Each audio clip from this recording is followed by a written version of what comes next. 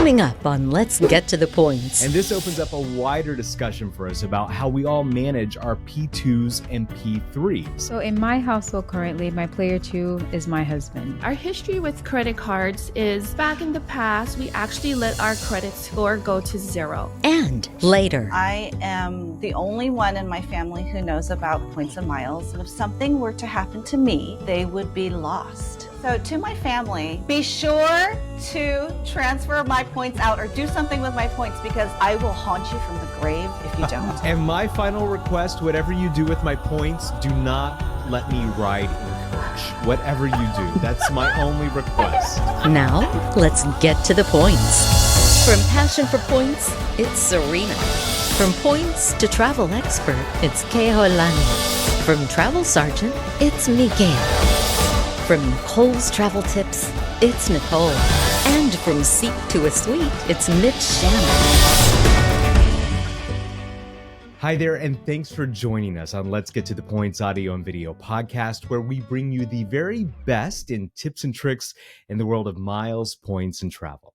I'm Mitch Shannon, joined by simply the best Instagram social media content creators in all things points, miles, and travel. First up, from Passion for Points, it's Serena. Hi. From Points to Travel Expert, it's Kēhaulani. Aloha mai kako. From the Travel Sergeant, it's Miguel. Hello. And from Nicole's Travel Tips, it's Nicole. Hi, everyone. Before we start, please hit that like button and make sure you are subscribed now to our podcast. Wherever you watch or listen, you'll find the video and audio versions on YouTube, Apple Podcasts, and Spotify at Let's Get to the Points. Also, connect with us. Drop us a DM on any one of our social media channels. Let's do it. Let's get to the points. Okay, gang, our last episode, Yimpy asked a great question on Instagram.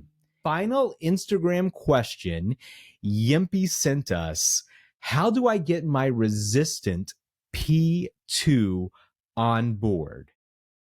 And we thought it'd make a great topic to start this show. So when Serena and we've talked in the past, I've mentioned to her a few times that if anything ever happened to me, I need her to help Polrit figure out what credit cards he has and why, because, you know, he doesn't know the credit cards that he has. And I was kind of half joking with her, but to be honest, I feel like this might be the case with most of you and some of those that watch and listen to our show. I think Serena is now my official credit card points executor, and this opens up a wider discussion for us about how we all manage our P2s and P3s, and even more than that. Now, for those of you that don't know what a P2 is, it's the term that we affectionately use to call our spouses or partners as we navigate this crazy world of points and miles. So, Miguel, I'm curious, how does the P2 and other Ps work in your house and family? How my player 2 got started and was when I realized that you could refer your spouse or your friends and family member to some of these cards and get referral points. I thought, well, I could refer my wife to a card, I get referral points, and then we start working on a welcome bonus for a new card under her name. So that's kind of how it went. But really, it's me managing all the cards. She doesn't really know which cards are under her name or under my name. But she just asked me, she'll be at Target. She's like, hey, which card do I use? And I'll tell her, oh, use this card or that card. But she does know about it. I mean, she does have to call in sometimes. And my wife's kind of introverted. She doesn't really like calling in to, a bank or something. So when there's few instances where she has to call in because I'm not an authorized user or she's a primary, I'll have to write a script for her. And I'll have all the information that I know she's going to need. This is the account number. This is the transaction. This is a date, or this is exactly. So I pretty much have a script with potential follow-up questions or responses. I try not to do that very often, but sometimes it's required, and that's how I'll go about it. So that's why I like when the bank has a chat feature, because my wife, I'm doing air quotes, my wife could be chatting with them to take care of something for the account, but it's really me doing all the work. But that's how I got started with my player 2. When the Chase Sapphire Preferred had a 100,000 point sign-up bonus, I knew it was too good. And this was maybe a couple years ago. I didn't want just 1, 2. I wanted as many as I could get. So that's when I got my parents involved with this. So my parents each got one of those cards. And of course, we're referring each other but they're not as heavy in it. Really it's me also managing. They'll ask me, hey, can you book a hotel for me? And I'll book it for them with their points and stuff. And now that my daughter turned 18, she's now become my player 3 because she's going to be more involved. I guess I should say her social security number is going to be more involved with getting cards for our household. So that pushed my parents into players 4 and 5. So, Miguel, you talk about making your daughter another one of your P's now. What has that been like? Because I've seen you post some of that on Instagram, and she got a Discover card too, right? Yeah, so I've added all my kids as authorized users on some of the cards, and this was really the first time that I have, an actual data point, a personal data point to rely on as far as how does it work once they turn 18. I mean, I've had her as an authorized user even before I got into the credit card points and miles thing for travel. I knew that adding them would help their credit, or I had read about it. So I think I got her first credit card when she was about 9.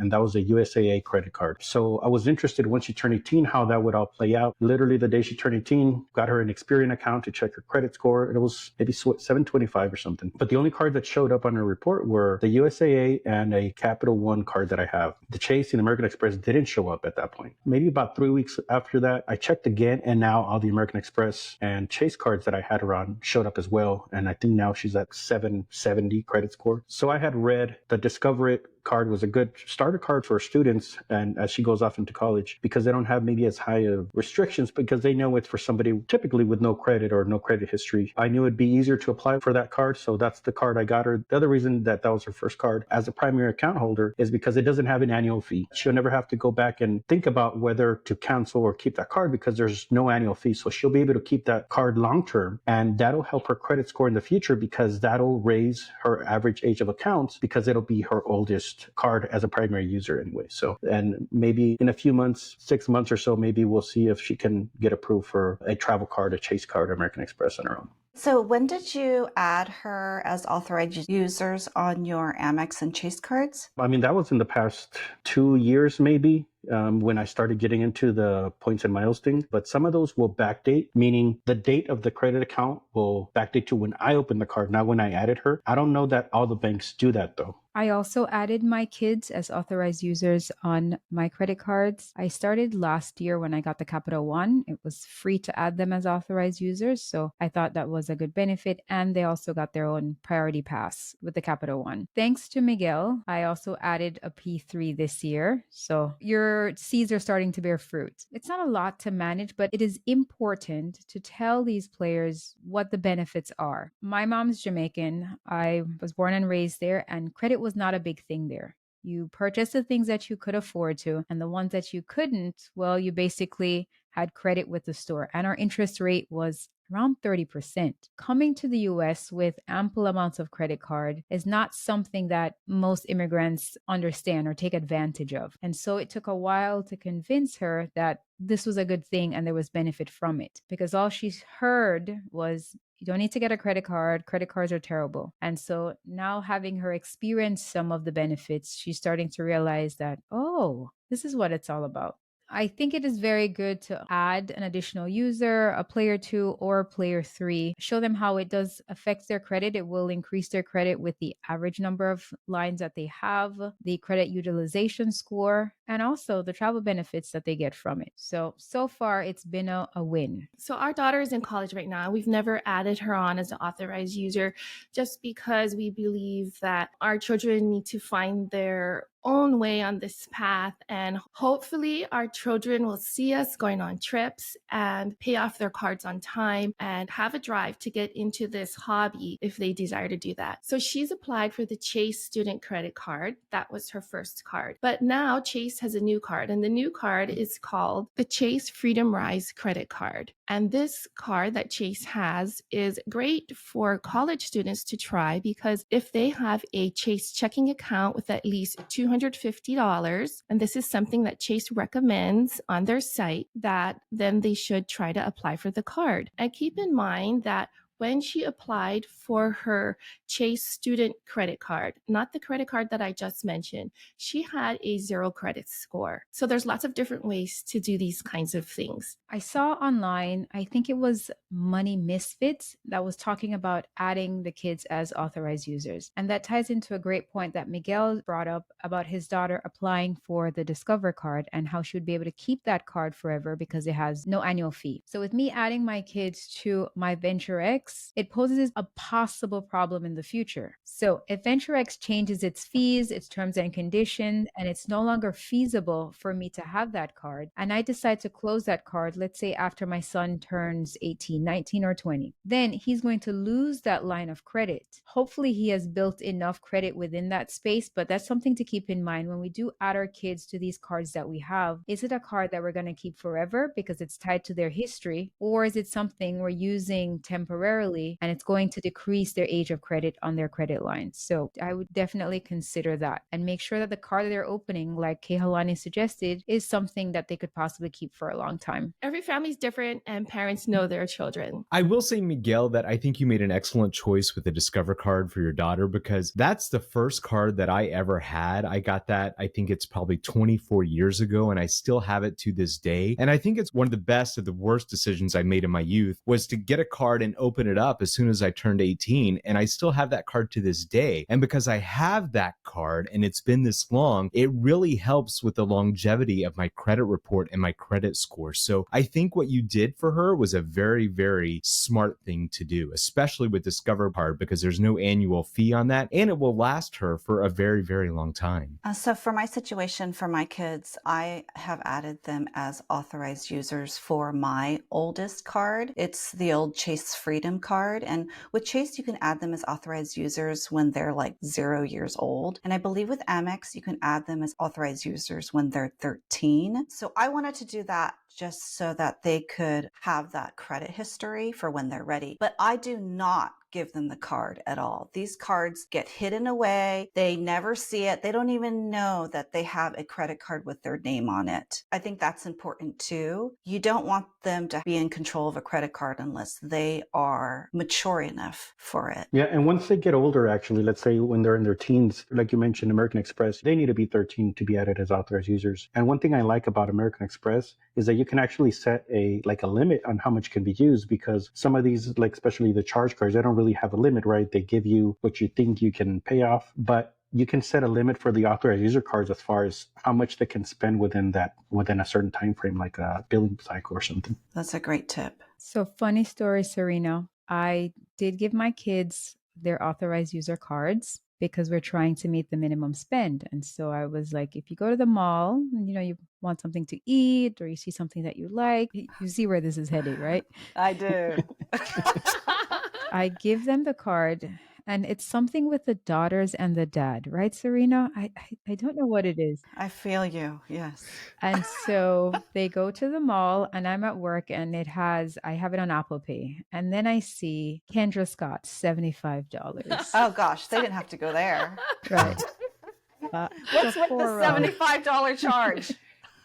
Sephora, $25. Oh my gosh, they definitely did not need that. I thought you said you wanted us to spend money on this card.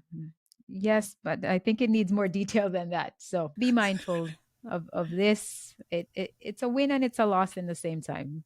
So. Absolutely. So funny enough, I have that problem with my mother. So the players that I have are my husband, P2, P3 is my mother, and then P4 is my father, right? And so I open cards with my parents' permission for them. And so they get the card in the mail. And I have to remind my mom all the time, please do not spend frivolously on these cards. This is just for what you need for everyday spending, groceries, things for the house. It's not to go have a shopping spree, because my mom has a spending problem. So I have to make sure that she knows to not get carried away with these cards. So maybe you need to set that spending limit for your mom. I do. Yeah. I haven't done Amex yet with them. And so maybe that's the next card for them. Yeah, Chase doesn't have that, because what I've noticed, at least with the authorized user cards, is Chase sends the exact same card number, expiration date, 3-digit number for your players 2, 3, or 4, whatever. So like my kids have my Chase cards, Hyatt card or the United card, and it's the exact same number, 3-digit code, everything is just a different name. But American Express and other banks will have different card numbers for them, but Chase is the exact same number. So Nicole, how do the players 2, 3, or 4 work in your household? So in my household currently, my player two is my husband. And I've signed up for most of the cards that I have with his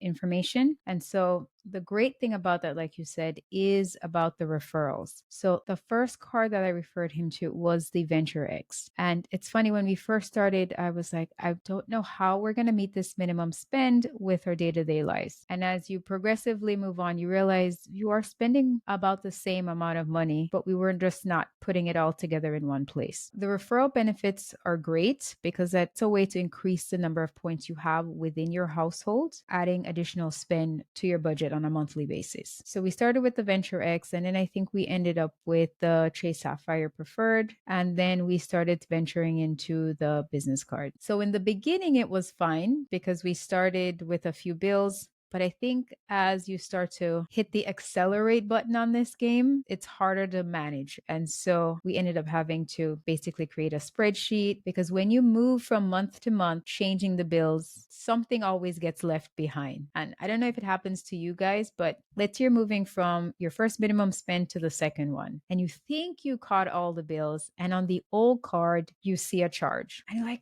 darn it, I forgot that one. So I would say make sure to make a list, make an Excel spreadsheet, put it in your notes, in your phone, something where you keep track of all the bills that you're paying, so that once you start to switch cards, you know to move all of them at the same time. Make sure you keep track of your payment due dates. Once you start to add multiple cards, I would suggest maybe it's in your best interest to add the Autopay feature. That way, at least the minimum amount will get paid and you won't forget and you won't miss a payment, because those late payment fees can eat away at you very quickly. Yeah, Nicole, organization is very important, especially when you're talking about multiple players. I haven't found a good tool that I trust that can handle keeping track of more than 2 players. So I end up just keeping track of it on my own spreadsheet as well, just like you do. And I think organization is so key. Things do get left behind when you have things set on autopay. I think if you're not organized, you're not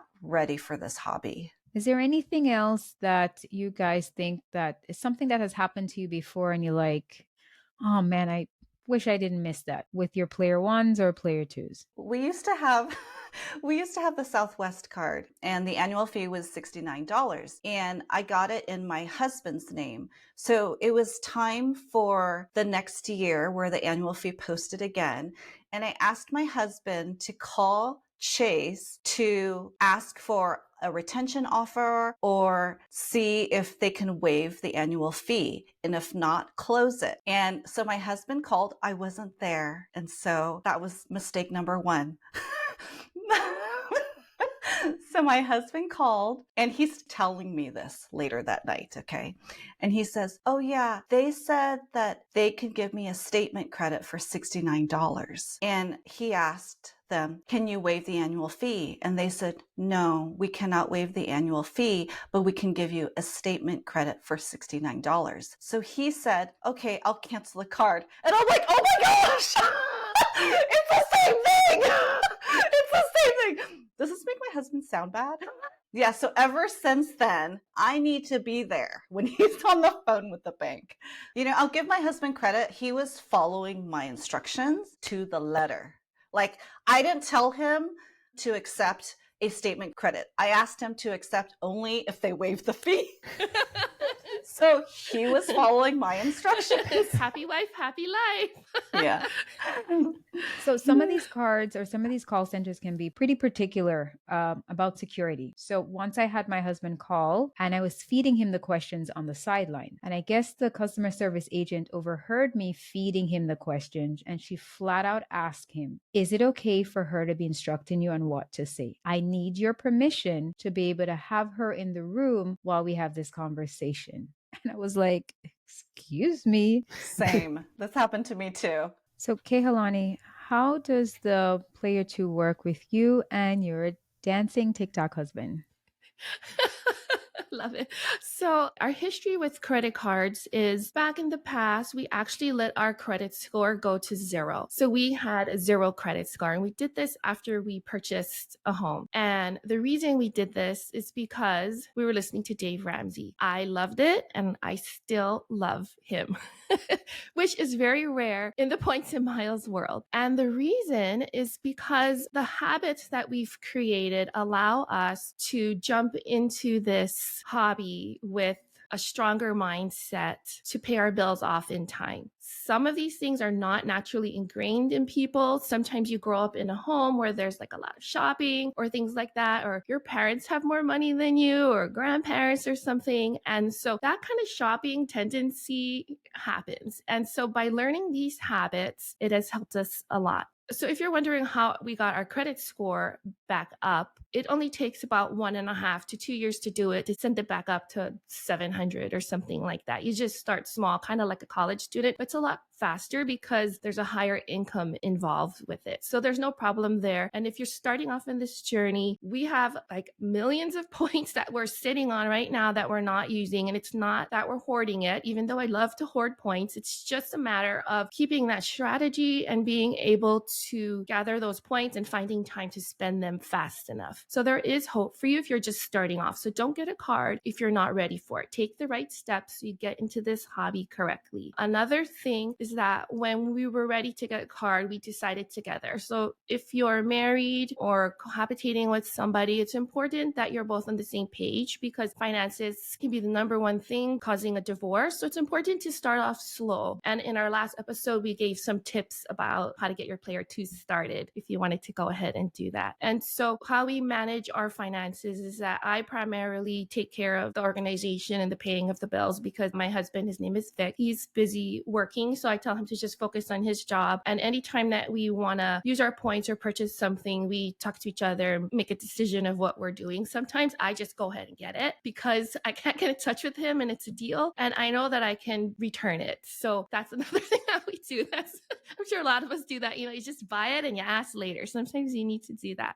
Our system is that I have a binder and I have a separate page with new credit card minimum spends that we're working on, because a lot of times we're working on not only one card, but 3 cards at a time. And I have a separate page behind that where I list the minimum spends on that card. And I always put a couple hundred extra on that card as well, just in case something is returned or something happens and we need to get our money back. So that keeps us safe in that area. And all of our cards and finances, we use a program called EveryDollar from Dave Ramsey. It's a completely free program. It lists how much income you make on the top, and then it subtracts out automatically in each section of your spending how much your budget is. So we really like it. And I just list all of our cards in there.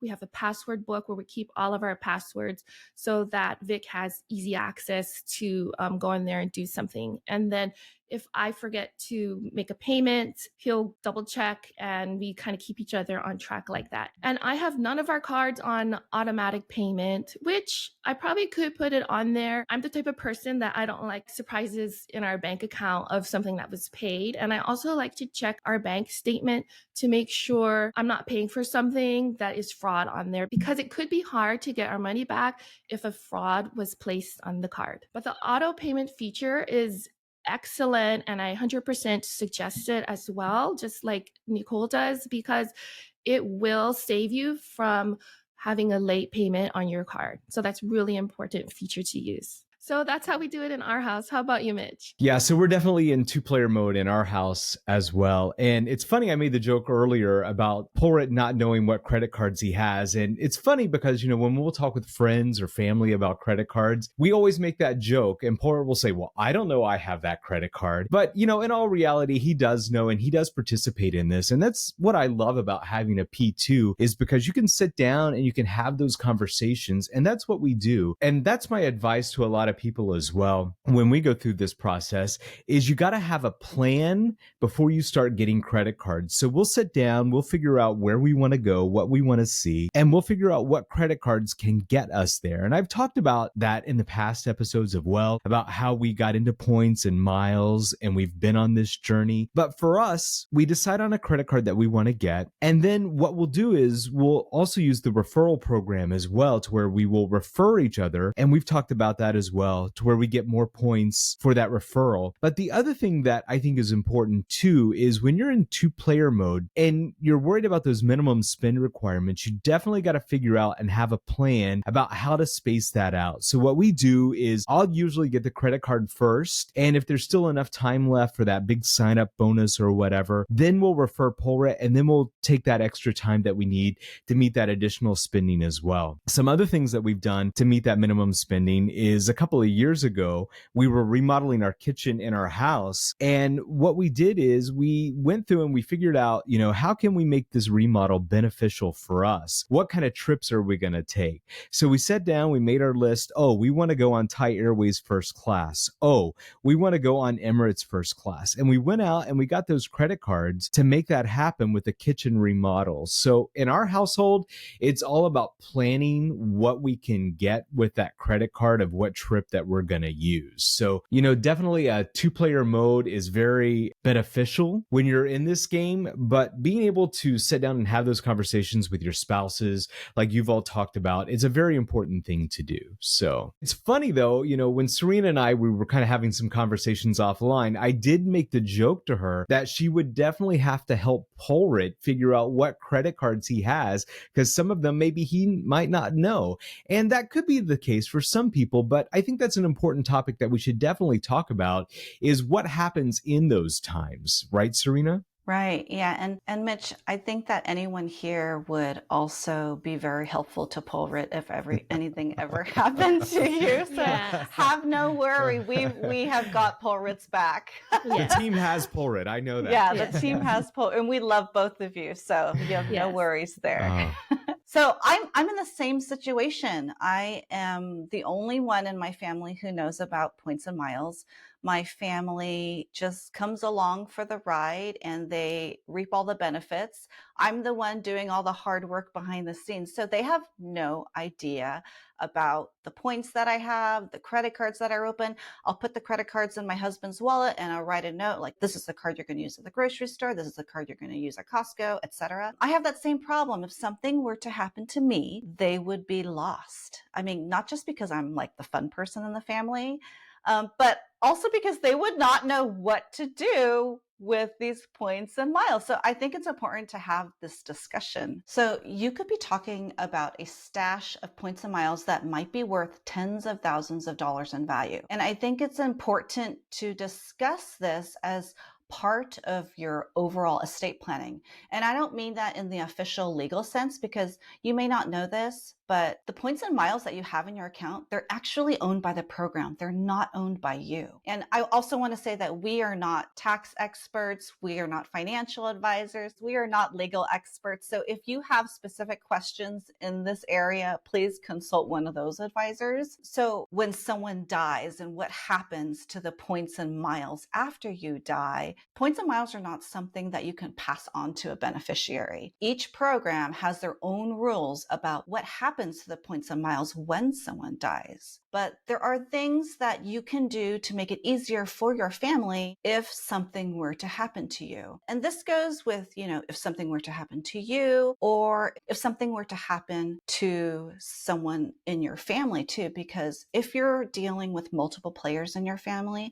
presumably you also have a stash of points and miles in their name as well. So I think it's important and helpful to have an in case I die document, which you update regularly and has instructions of what to do in case something happens to you. The spreadsheet that I use to manage all our credit card information and points balances It's password protected. There's a copy of it in our safe, and I make sure that my husband knows the password to it. I use a password manager, and I make sure that my husband knows the master password to that so he can access all the accounts. And something important to keep in mind is a tip from Veronica at Family Flights on Instagram. Her mother-in-law passed away in December, and she learned a lot from this experience after dealing with the points and miles that were in her mother-in-law's account. So her number one tip is to move the points out right away when you can, even before you make funeral arrangements or any other sort of arrangements. And, she realizes that it's hard to think about points and miles when you're grieving, but the speed at which you do this is very important here, because once the banks find out and are notified about the death, what they're going to do is they're going to close the account immediately. And Chase in particular, what they did is they closed her mother-in-law's account and the points disappeared. So they had to work with Chase, and her mother-in-law had 80,000 points sitting in her account. And what Chase ended up doing is issuing them a $700 statement credit in place of those points. So in addition to losing a loved one, it's just heartbreaking to hear what Chase did to those points, because we know that 80,000 Chase points are worth so much more than that. I mean, at the very least, that's worth an $800 statement credit or $1,000 if you use those points to redeem on the portal if you have the Chase Sapphire Preferred card. Everyone here can easily get over $1,600 in value from those points if you transfer them to a partner like Hyatt. This is a very important tip to keep in mind. Also, a second tip that Nick at Frequent Miler wrote is to keep the deceased person's phone active, because with two-factor authentication nowadays, you'll need a code that gets texted to the person in order to log into accounts. So it's important to also keep that phone. So I know this is a very morbid topic, but it's also very important. It's smart to plan for it, because we could be talking about tens of thousands of dollars in value with these points and miles, especially when we work so hard to accumulate such a stash. These are all very important key things that I think it's important to talk about and bring up. So I'm glad we did do that in this episode. And hopefully someone was able to get something out of this that's going to help them with their new P2, maybe even P3, or go down the list. Right. And so to my family, because if I'm dead, I'm assuming you'll be watching all these videos because you'll miss me so much. Be sure to transfer my points out or do something with my points, because I will haunt you from the grave if you don't. I have one thing to add. I want you, if something happens to me, to use my points to travel the world. Make sure to put me in an urn and take me with you. And my final request, whatever you do with my points, do not let me ride in coach. Whatever you do, that's my only request. Minimum business class. That's it. Don't even bring you in a necklace. Even if it's a 2-hour flight, don't put his ashes in coach. That's right. It must be him first. And not beside the lavatories. That's right. Away from the lavatory. Yeah. As far away as you can put me. Yeah. All right. I think it's time to wrap up and go to our Instagram poll.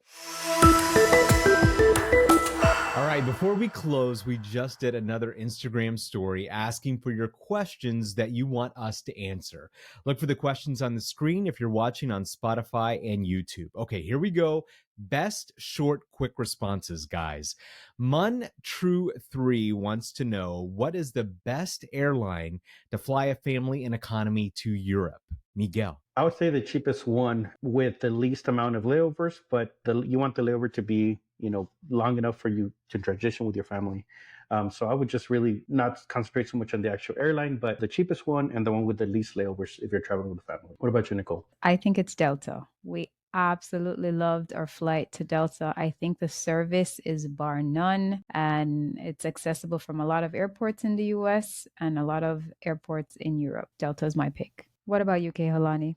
I think the best way is to find a flight for the lowest miles and also not paying that much cash price, because sometimes you can find a one-way ticket like Nicole did on Norse Airlines to go one way to Europe, and that would be less than some of the taxes and fees that you could pay with using Air France or something like that. So do your research and good luck. How about you, Serena? So I'm surprised Nicole didn't say Flying Blue. So I'll say Flying Blue because in economy, it would be about 15 to 20,000 miles per person to get to Europe. That would be from the West Coast. For children 11 and under, they get a 25% discount on award tickets. How about you, Mitch? I am with Nicole. I would recommend Delta as well because of the different economy class products from basic to comfort plus and regular economy, and even their Delta Premium Select are very nice. And the amenities and the food that they offer in the main cabin are very well liked as well. All right, next Instagram question comes from Tango Lima. They ask, do you have any tips to find seats using Avianca LifeMiles? Miguel. So I would probably start on United. You can use a United award search calendar. And if you find any flights that say Saver Award, those should be bookable with LifeMiles. And I find their calendar more reliable than the LifeMiles calendar itself, and then go from there. What about you, Nicole? All right, mark a date and time. This is when I'm going to say I don't like Avianca, but I'm going to tell you that why soon. How about you, Kēhaulani? Like Miguel said, starting off on United is a great way to find some nice United flights on Avianca. Another thing is to make sure that when you are on the LifeMiles site, choose the travel tab on the top, then on the drop-down menu, choose Smart Search. And then I search by using one-way flights because it's just easier to find things that way. And if you want to piece together a trip, you can see what's actually available. Another thing is that once you hit that arrow button and do your search and you get onto the calendar for LifeMiles, make sure that you click on every date that's there to search for your flights, because even though a little blue dot is not showing on that calendar, the ticket can still be available to purchase, and you'll find that out after you tap that date on the calendar. Also be aware that the taxes and fees that Avianca charges are going to be higher when you start checking out. So you're going to be paying a little bit more money than what's shown when you first start searching. How about you, Serena? So after you use the tips from Miguel by searching on United, and then Kēhaulani with the Smart Search that you're doing on LifeMiles, below Smart Search on the drop down, you'll see specific airlines. And if you're not seeing the flight under Smart Search, you can try to search by the specific airline and see if that flight comes up. How about you, Mitch? Yeah, believe it or not, years ago, I actually had the Avianca LifeMiles credit card. And there are many horror stories of LifeMiles out there. I actually had my own experience with them as well. And I'm kind of in Camp Nicole on this one. Since then, I've really kind of stayed clear of them. I would say that LifeMiles is a program that's not for the faint of heart people. So if you've got the guts, you're brave enough, there are some really great redemptions out there. Expert Flyer is one of my favorite tools that I use to help find Star Alliance, along with Seats.Aero as well. They are really good too. But, you know, one of those things, LifeMiles, do you have the guts? Are you ready to do it? That's what I think sums it up. All right. Final Instagram question sent to us by Angel3445. What has been your worst vacation experience? Miguel. Well, this is hard, right? Because, I mean, there's a lot, I guess. But one thing I shared recently, I guess, was traveling to Rio in Brazil for the Carnival. And I would say it wasn't a great experience because I was there only for pretty much one night, and I was just so tired that I was like not enjoying myself. I was like, why am I doing this just for the gram? Like, no. So I I would avoid that by just going for somewhere more than a day, I guess. What about you, Nicole? So my worst travel experience started out with Avianca. Last Christmas on our trip to Colombia, I'm usually an overplanner. I usually have all my ducks in a row. And we went there, we got to check in, and they required our COVID letter. And guess who didn't have it? So we missed that flight and had to pay an extra $700 to get on the flight the following day. Wow. Yeah. And I'm thinking in 2022, who still needs these COVID paperworks? But I guess Avianca did. And when we got to Colombia, nobody checked. Absolutely nobody. So I have a special place in my heart. And also, the tickets were super expensive and there was no beverage service, no snacks, nothing on this flight. And I think that's the first time, other than Spirit, I've been on a international flight that didn't even offer you a cup of water. How about you, Kēhaulani? Tell me, what was your worst travel experience?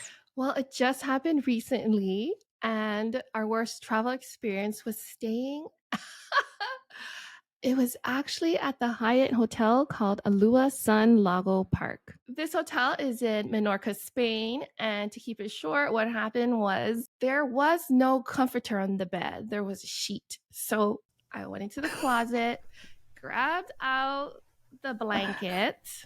I'll show you a picture here. Whoever's watching on YouTube or Spotify, you can see it. And there was a cigarette burn on it. And I don't even know if it was washed, but it was cold in the room because we kind of kept the air on because it was hot outside. And we just put it over the sheet and like didn't touch it. So that's my thing, you know, like I'd rather stay home than sleep in a dirty bed or sleep in a dirty hotel.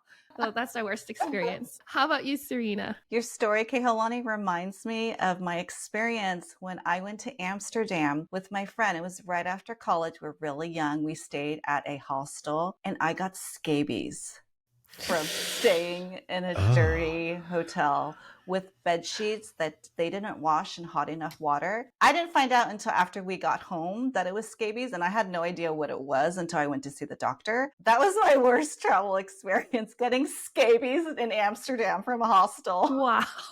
But you can get scabies anywhere. Right. Not just hostels. That could happen to anybody, you know? It's important to choose our hotel wisely. Very important. Yeah. Okay, how about you, Mitch? Tell us. Yeah, mine goes back 17 years ago, and I want to make sure that I preference this correctly because it was my fault. It's on tape. There you go, Polrit. We were going from Prague to Berlin. He wanted to fly. I said, let's take the train. We're in Europe. Well, in Europe, you need to buy tickets for a train and you need to make sure that you have the seats reserved. Otherwise, the seats are kind of like first come, first serve wherever you want to go. So as we get to the middle halfway point of our trip on down to Berlin, we're sitting in these seats and these people come up pointing like they sat there. So we ended up having to go sit next to the bathroom on the train for the additional 2 hours of this train ride. So there we are sitting next to the bathroom on a train for 2 hours, and I'll never hear the end of that for the rest of my life. So yeah, that was my worst travel experience, having to sit next to a bathroom on a train. All right, I feel like I learned so much about you all when we have these questions, so it is so much fun. Please follow us on Instagram and jump in on the next question poll that we have. That's it for now. I want to thank all of our hosts: Serena from Passion for Points. Bye, everyone. Kēhaulani from Points to Travel Expert. Aloha. Miguel from Travel Sergeant. Nicole from Nicole's Travel Tips. See you next week. And I'm Mitch Shannon from C2A Suite. Remember to subscribe to this audio and video podcast wherever you find us on social media. Thanks for watching or listening. Look for our next episode soon.